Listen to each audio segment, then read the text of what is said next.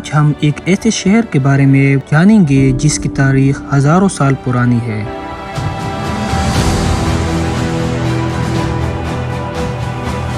اس خطے نے کئی قدیم تہذیبوں کے عروج و زوال دیکھے ہیں جو اپنے پیچھے ثقافتی ورثے کی تپیسٹی چھوڑ کر گئے ہیں۔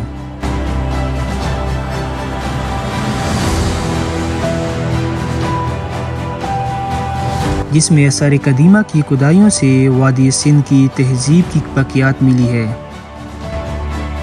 جو شہر کی قدیم جڑوں کو ظاہر کرتی ہے، اور اس شہر کا نام ہے وادی کوہاٹ۔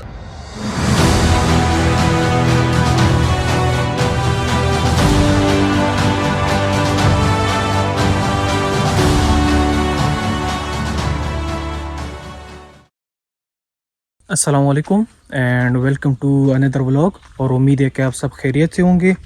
تو آج کا سین کچھ اس طرح ہے کہ میں ایک نئی سیریز سٹارٹ کرنے والا ہوں جو کہ اپنی کوہاٹ کے بارے میں ہوگی۔ اس سیریز میں کوہاٹ کی ہسٹری، اس میں جتنے ہسٹوریکل پلیسز ہیں اور جتنے ٹورسٹ پلیسز ہیں یہ سب کور کروں گا، کیونکہ پشاور کی جو سیریز تھی اس کے بعد مجھے بہت سے میسج آئے کہ بھائی آپ ہسٹری پر ولاگ بنانے کے لیے پشاور چلے گئے، حالانکہ کوہاٹ میں بہت ہی ہسٹری پڑی ہوئی ہے۔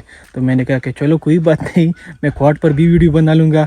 تو بس شروع میں اس طرح کرا تھا، میں نے کہا کہ بس تقریباً ایسے 2 ولاگز بنا لوں گا، ایک ہسٹوریکل پلیسز ہوں گے، ایک ولاگ اس پر بنا لوں گا، اور جو ٹورسٹ پلیس ہوں گے۔ لیکن جب میں سرچ کرنے بیٹھ گیا تو میں نے دیکھا کہ کوہاٹ خود میں ایک بہت ہی بڑی ہسٹری ہے، بہت ہی دوروں سے گزرا ہوا ہے، بہت زیادہ دوروں سے گزرا ہوا ہے، جیسے کہ بدھسٹ پیریڈ ہو گیا، دورانی پیریڈ ہو گیا، سکھ پیریڈ ہو گیا، اور پھر برٹش پیریڈ۔ تو میں نے کہا کہ پہلے کوہاٹ پر ایک ولاگ بنا لوں گا، اس کی پوری میں ہسٹری ایکسپلین کر لوں گا کہ کوہاٹ کن کن دوروں سے گزرا ہوا اور کن کن دوروں میں کیا کیا ہوا ہے کوہاٹ میں۔ تو اور اس کے بعد پھر میں جو ہسٹوریکل پلیسز ہوں گے ان پر ایک ولاگ آئے گا، اور ایک جو ٹورسٹ پلیسز ہوں گے ان پر ایک ولاگ آئے گا۔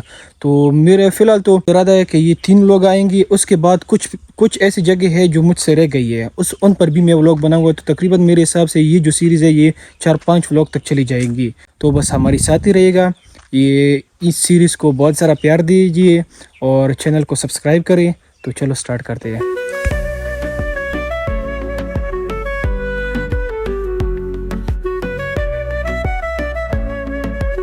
کہا جاتا ہے کہ بنگش کوہاٹ میں رہنے والا سب سے پہلا اور قدیم قوم ہے جو کہ 1500 سینچری سے یہاں رہ رہا ہے۔ کوہاٹ کی ٹوٹل آبادی تقریباً 2,20,000 ہے، جو کہ آبادی کے لحاظ سے خیبر پختونخوا میں چوتھے اور پاکستان میں 35 نمبر پر بڑا شہر ہے۔ کوہاٹ میں بولنے والی زبان پشتو اور ہندکو ہے۔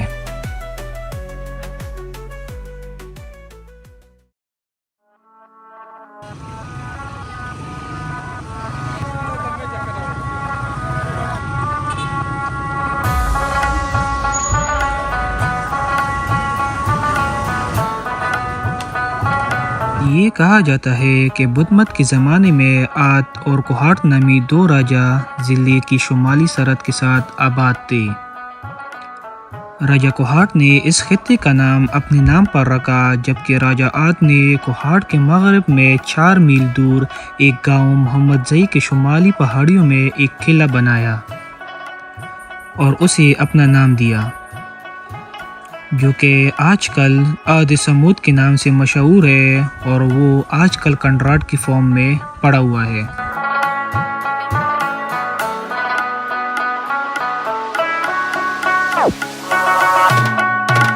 کوہاٹ میں سب سے پہلے اورکزئی پشتون رہتے تھے، جنہیں 14 اور 15 صدی میں شمال سے بنگش اور جنوب سے خٹک قوم نے بے گھر کر دیا۔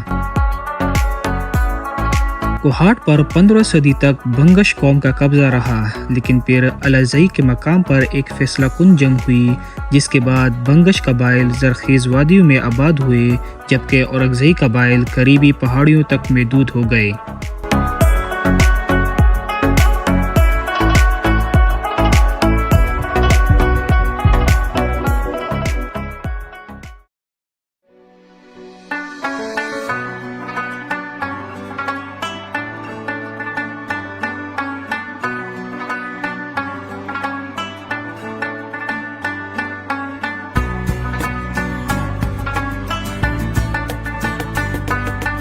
کوہاٹ شہر کا پہلا تاریخی ریکارڈ مغل بادشاہ بابر کے آٹوگرافی بابر نامے سے ملتا ہے۔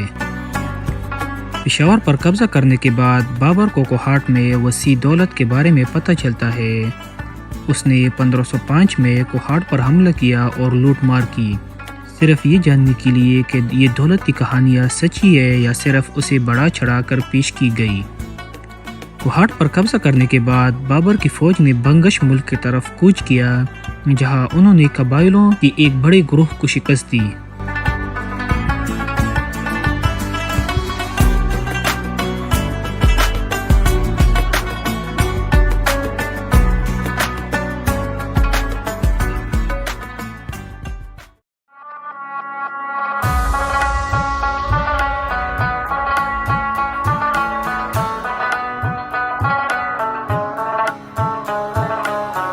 ستارہ سو 30 اور 1740 کی دہائیوں میں مغل سلطنت پر فارسی سلطنت کے حملے ہوتے رہے، اور ان حملوں میں کوہاٹ بڑی تباہی سے بچ گیا کیونکہ شہنشاہ نادر شاہ کی افواج نے پشاور میں شمال کی طرف حملے کے راستوں پر ان کو روکتے رہے۔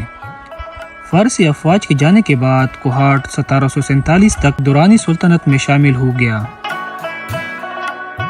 1810 میں شاہ شجاع درانی کے مرنے کے بعد کوہاٹ کو پشاور اور کابل میں واقع درانی سلطنت کے کنٹرول میں لایا گیا، جس نے شہر کی حکومت مختلف سرداروں کو لیز پر دے دی۔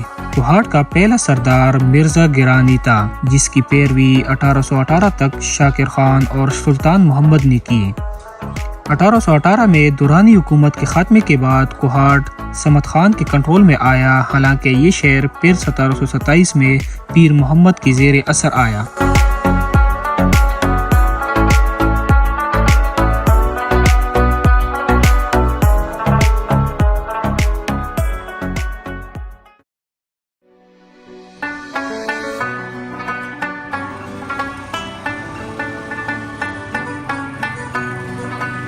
رنجیت سنگھ کی فوجوں نے 1819 میں پشاور کی طرف مارچ کیا اور 1834 میں عظیم خان کو سکھوں نے شکست دی، اور اس وقت کی پشاور کے سردار سکھ حکومت کے معاون بن گئے۔ کوہاٹ پر 1839 میں سکھ گورنر اوتار سنگھ نے قبضہ کر لیا اور رنجیت سنگھ کی سکھ سلطنت کا حصہ بن گئے، لیکن پیر محمد کو کوہاٹ کے ارد گرد علاقوں کا انتظام جاری رکھنے کی اجازت دی۔ 1840 میں سکھوں نے کوہاٹ کو چھوڑ دیا اور سلطان محمد کوہاٹ کے حکمران بن گئے۔ 1848 میں دوسری اینگلو سکھ جنگ کے دوران لاہور میں برطانوی رہائشی کرنل چارج لارنس نے کوہاٹ میں پناہ لی، لیکن پناہ دینے کے بجائے اسے قید کر لیا گیا اور رہا ہونے سے پہلے چتر سنگھ کے ماتحت پشاور میں سکھ افواج کے حوالے کر دیا گیا۔ 1849 میں کوہاٹ اور پنجاب کو انگریزوں نے قبضہ کر لیا۔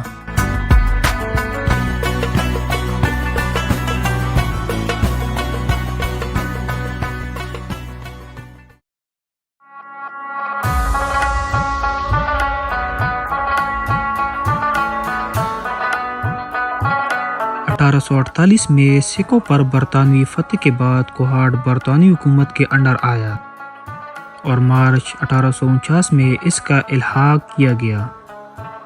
لیوٹیننٹ پولاک کوہاٹ کا پہلا اسسٹنٹ کمشنر مقرر کیا گیا۔ پشاور میں برطانوی حکام نے 1849 میں کوہاٹ پاس سڑک کی تعمیر شروع کی اور مقامی قبائل کی مخالفت کے باوجود اسے 1850 تک مکمل کیا گیا، لیکن یہ پاس قبائلوں کے آپس کے جھگڑوں کی وجہ سے بار بار بند ہوتا رہا اور 1865 میں اسے 1.5 سال سے زیادہ تک بند رکھا گیا۔ برطانوی افواج اور پشتون قبائلوں کے درمیان جھڑپیں 1860 اور 1870 کے درمیان جاری رہے۔ کوہاٹ، بنو اور ٹھل کے درمیان راستوں کو وزیر قبائلوں نے 1880 تک اکثر بند کر دیا تھا، جس کے نتیجے میں انگریزوں اور وزیروں کے درمیان بڑی جھڑپیں ہوئی۔ 1924 میں کوہاٹ بڑے پیمانے پر فرقہ وارانہ فسادات کا منظر تھا، جس کے نتیجے میں مہاتما گاندھی نے اتحاد کی درخواست کے طور پر 21 دن روزہ رکھا۔ اور 1947 کی کشمیر جنگ کے دوران علاقے کے آس پاس کے پشتون قبائل پاکستان کے لیے علاقوں پر قبضہ کرنے کی امید میں کشمیر روانہ ہونے سے پہلے کوہاٹ میں جمع ہوئے تھے۔